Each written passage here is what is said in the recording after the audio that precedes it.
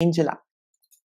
Well, I always knew I had the abilities because as a very young child, I had out of body experiences.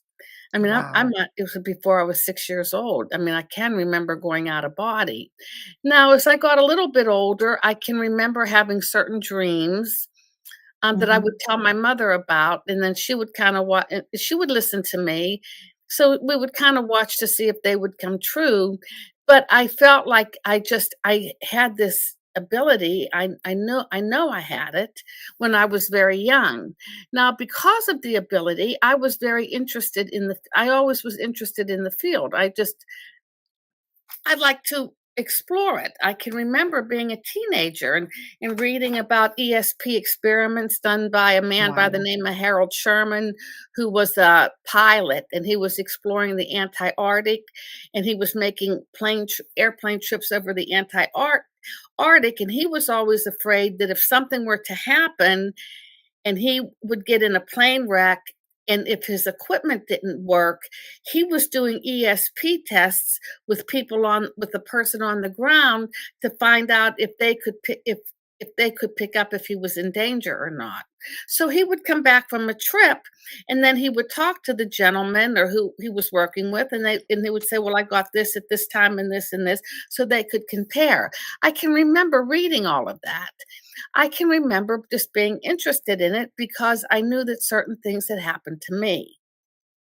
Mhm. Now, I didn't talk about it much. I led a very normal life. Now, when I graduated from college, I was unemployed, and there was a night class that was being offered. It was an ESP, extrasensory perception night class that was being offered for $35 for maybe 8 weeks. And it was Wow. given by a chemistry professor that was hired by the local university. And this man was psychic, and he taught the night class. He taught a night class on ESP. Now, I met the man, I liked the class, but I had to quit the class because I received a nighttime job that I had to work because I had to make money because I was moving from Pennsylvania, where I was born and raised, to Washington, D.C., to work for the FBI.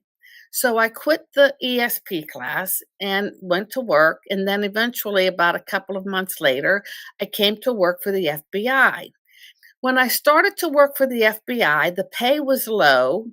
I wanted to be an agent, but I didn't have the eyesight. And I was working with a woman whose husband was in Army intelligence. She eventually left the FBI to go work with her husband. When she left the FBI, she contacted me and she said that Army intelligence is looking for people that have political science degrees, which I have, because they're looking for analysts. They're looking for intelligence analysts, civilian, not military, civilian. And Mhm. she said, you should apply because I met the requirements. So I did apply and I got the job. So I was put on an internship for about 2 or 3 years. I was put on an internship. And after the internship, you get a job. Then they place you where they think you should be. So because of my political science background, they put me more as an analyst, country analyst. Dealing with diplomacy, politics, military strategies. And so I worked there. So I was working as an analyst. I made some money. The pay was getting better. Now, I did not realize it at the time, but Army intelligence, and I entered the Army intelligence. It must have been 81, 82, because I think I was at the FBI from 79 to 1981. So what I did is when I went in for my intern program, it must have been, I don't know, 80, 81, and then you receive Mhm. this job. Well, what I didn't realize at the time that I started working for as an analyst, that Army intelligence was responsible. They had they were responsible. They had a collection unit, an intelligence collection unit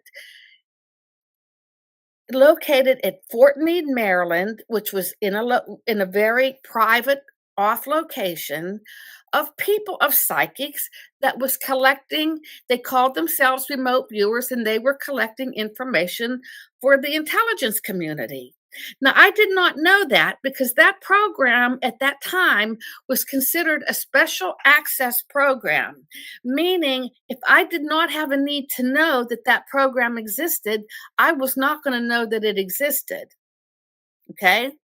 Now, Mhm. this is what I came to understand later on how this all came about. The CIA were using psychics. They were doing mind control on people. They were under the program MK Ultra. Now, they were Oh. giving psychics LSD. They were doing mind control, and they were altering the state of a person's mind to see if beings if you were give a person drugs, could they perform better psychically?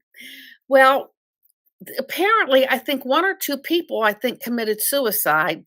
So Congress came in and told they shut it down. They shut down the MK Ultra program.